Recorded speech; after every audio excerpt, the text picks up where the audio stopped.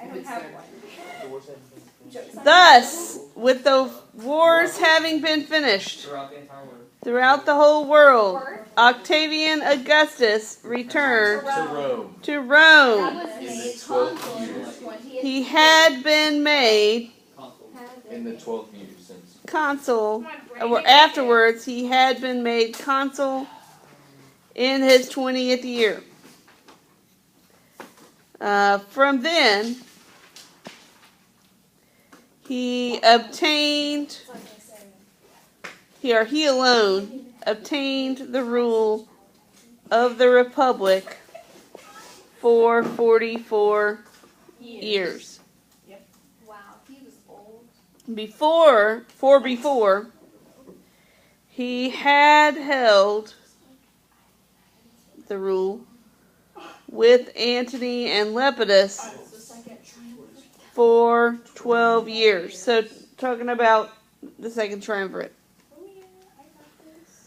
Okay, thus, from the beginning of his leadership all the way to the end was 56 years. Holy cow. That's a long time. Oh, yeah. So he ruled for a long time, right? Like beyond the average lifespan of a Roman. And he didn't manage to get stabbed or overthrown or... Must have been good. Yep. Oh, that's awesome. Okay, so he died, moreover, in his, 76th year? Of a common death. What does that mean, of a common, or in a common death? He died natural. Yeah, he died of natural causes. So he didn't get stabbed, he didn't get killed in battle, He didn't get poisoned. he didn't poison himself, he didn't commit suicide. Okay, so drastic change in, the past 100 years of Roman rule. In the town, Attila of Campania, right? He was buried in Rome. Look at that locative. On the Campus Martius. Okay, so he was the second person buried inside the city. Who is the first person buried inside the city? Another Roman person. Correct. Who got stabbed in the theater of Pompey. Caesar! I said it! Kaiser! Yeah. It's always Caesar. Wait, so he was buried in Rome. Oh, that's not mine, is it? On the Campus Martius. On the Campus Martius. That was my point. Okay, a man who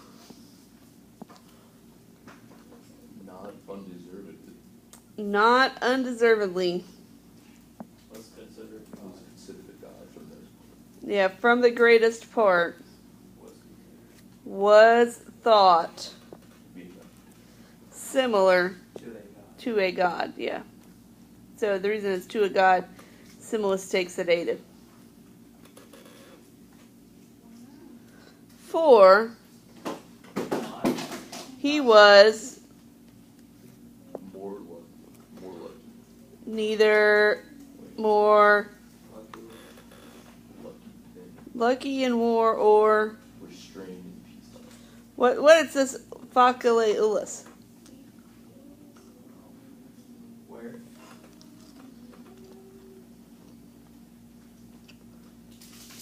So it was like, for anyone was not easily luckier in war than him. That's that ablative of comparison. Or more moderate in peace. So basically he was reasonable. Always a good quality. Yep. Okay, so we got... That's fine. What's quadragenta? I think it was 140. 40. For 44 years, in which he alone managed the order, He lived most civilly, most freely among all, Most faithful friends. most faithful among his friends. Wait, isn't it saying he's friends with them? No, because most faithful is nominative. Oh. Just like this one, it's parallel. Whom he, let's say, bestowed with such honors that they were almost, or that he was almost equal to his own, what's fastigiu?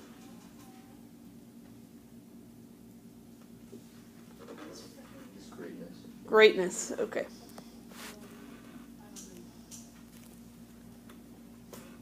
So basically, Augustus implemented a lot of, I'm sure you've heard the phrase, like, he found Rome a city of bricks and left it a city of marble.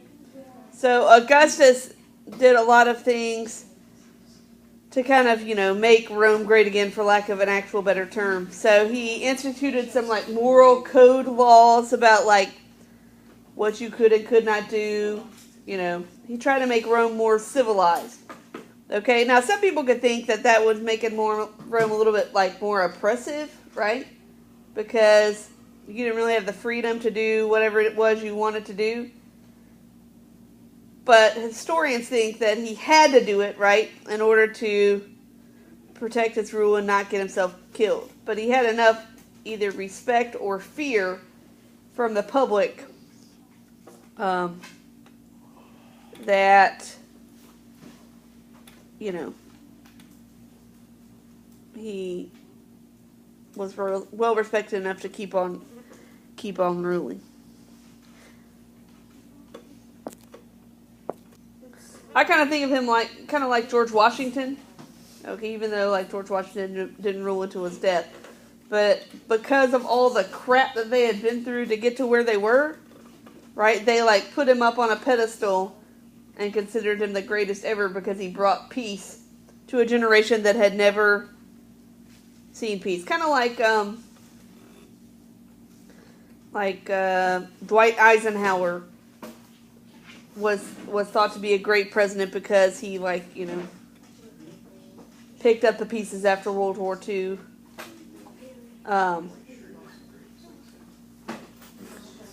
And kind of brought order back to the people. What I think is kind of also interesting about this is, if you look, here we are 100 years later, right? And they're using the comparative and the superlative to describe Augustus. They're not saying that he was the great. They're saying that he was the greatest. Now, obviously, history tends to embellish things that are greater or better, to look through things in rose-colored glasses. But, a lot of what we know about ancient Rome comes from the pieces of literature that Augustus commissioned, or the, buildings that were built and still stand the test of time. So he kind of set Rome on a path towards greatness. What I kind of think is interesting also is that he acted like that there was not a lot of wars going on, which is what we're going to read in the next paragraph. Okay, so, he talked about he was more moderate in peace. He wasn't looking for wars, except he went and conquered or recaptured a lot of places that were formerly Roman controlled and expanded the empire, which I think is kind of interesting. So let's look at this next paragraph here. So we got, at no time, whoops.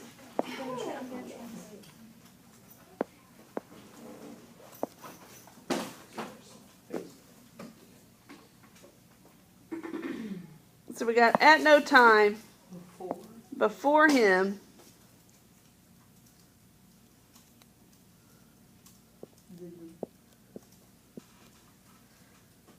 did the Roman things. state or the Roman things flourish more?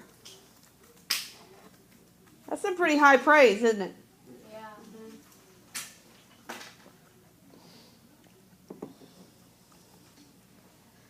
Okay, and then now they're going to tell us why. For with the Civil Wars having been, what's Skeptes? Oh.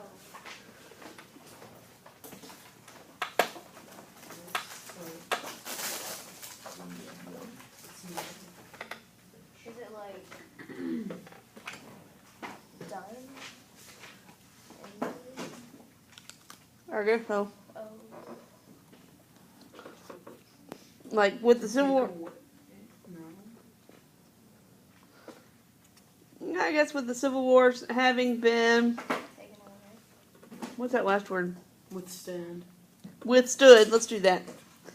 Because look at the next part. It says, in which he was unconquered. Okay, he added, Wait, he was what? in which he was not conquered. Egypt to the Roman Empire. Oh wait, Egypt. Rome Yeah. added. He added to the Roman Empire. He added Egypt. Egypt, Dalmatian. Cantabrium, Dalmatian, Oh wait, it's actually Dalmatian. That's really. Dalmatia. It's not Dalmatian. I just want to say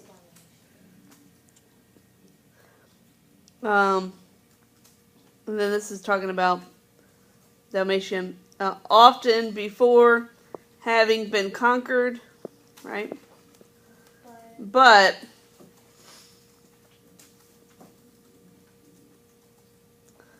then, like, finally having been subdued.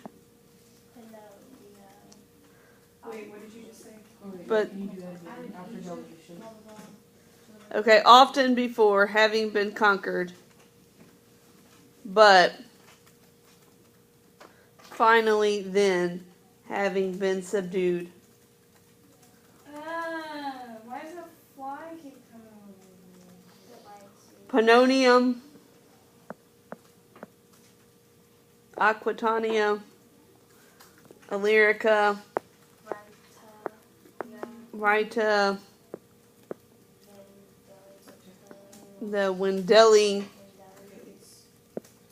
and Sicily in the Alps. All of the maritime states of the Pontus, which is in Greece. Among these, Wait, can you go back a little? hold on, the most noble, Bosporus and Panticapaeum. So if you look on the map on page 23 in your book, it has like all those places that he conquered, kind of like all the way, like the red line on the page is telling you, kind of showing you the border. So basically, he did what Julius Caesar couldn't do. Okay? He conquered all the way around, basically, the Mediterranean Sea.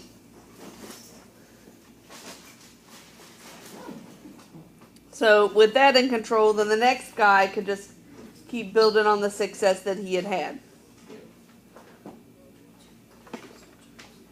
That gives you a little bit more context than this just like list of places, right? Okay, so moreover,